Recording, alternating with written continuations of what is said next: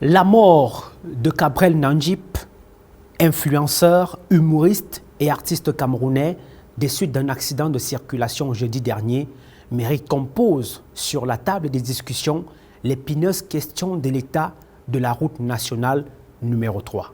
Un axe qui relie les deux villes les plus importantes du Cameroun, à savoir Douala, la capitale économique, et Yaoundé, la capitale politique. Longue de 236 km, la route nationale numéro 3 a été créée dans les années 81-82. Notons au passage que les routes au Cameroun sont classées en NPD. Le pays compte à ce jour 18 routes de classe N qui relient chaque chef-lieu de région à la capitale politique Yaoundé. Ça, c'était une parenthèse.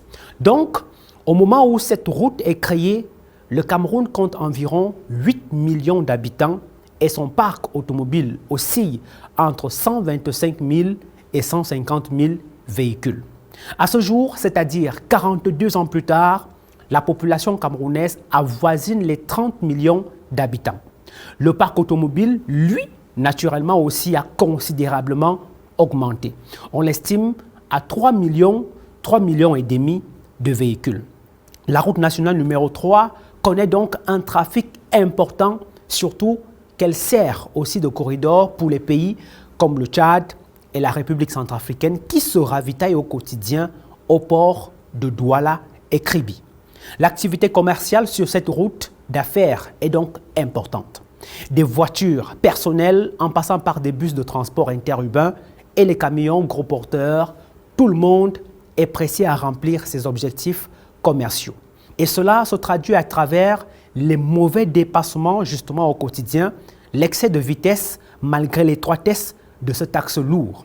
En 2014, l'ONU avait classé cette route comme étant l'une des plus dangereuses au monde. La route n'a que 2 voies et donc chaque tentative de dépassement est une tentative de collision. 80% des accidents relevés sur cette route sont dus aux collisions car tout le monde, autant pour moi, est pressé.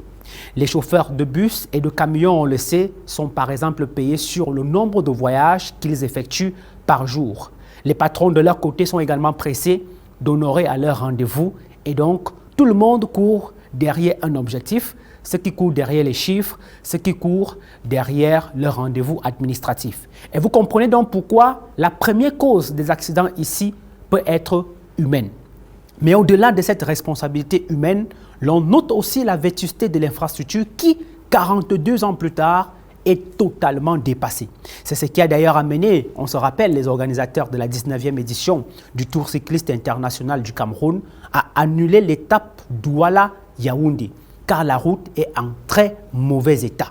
Entre son étroitesse, ses nids de poules, les virages à chaque 10 mètres, le bitume abîmé par le poids de l'âge et le trafic dense, la nationale numéro 3 est complètement dépassée. Et malgré cela, le gouvernement vient d'engager les travaux de construction de 3 péages automatiques. Une manière peut-être de dire que l'autoroute dont les travaux ont débuté en 2014 est encore lointain.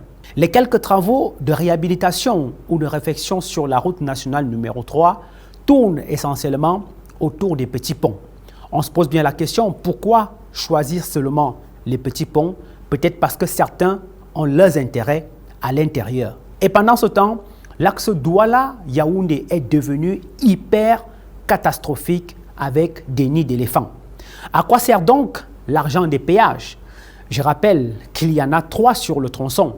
Le péage de Mbankomo, celui de Boumiébel et celui de Déa, qui sont classés parmi les 5 péages les plus rentables au Cameroun.